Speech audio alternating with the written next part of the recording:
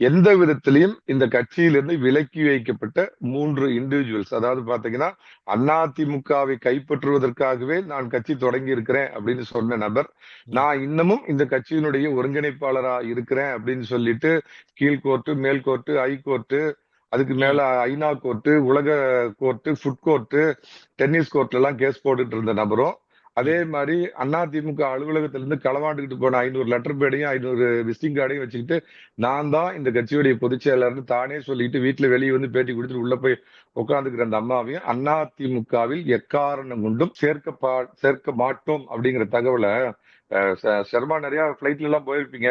ம். இந்த ஃபைனல் கால் அப்படின்னு சொல்லுவாங்க ஏர்போர்ட்ல பாத்தீங்கன்னா, இறுதி அழைப்பு ம். போர்டிங் ஆகுங்க அப்படின்னு அந்த மாதிரி ஃபைனல் கால் இவங்க 3 பேரையும் எந்த விதத்திலும் கட்சியில் சேர்ப்பதுங்கிற பேச்சுக்கே இடமில்லை அப்படின்னு தொண்டர்களுடைய பொதுக்குழுவுடைய அந்த உணர்வுகளை இறுதியா திட்டவட்டமா தெரிவிப்பார் திரு பொதுச் செயலாளர் அப்படின்னு நான் கேள்விப்பட்டேன் ஒண்ணு. திமுக முப்பெரும் விழா 2025 கரூர் செப்டம்பர் 17 மாலை 5 மணி முதல் அனைவரும் வருக.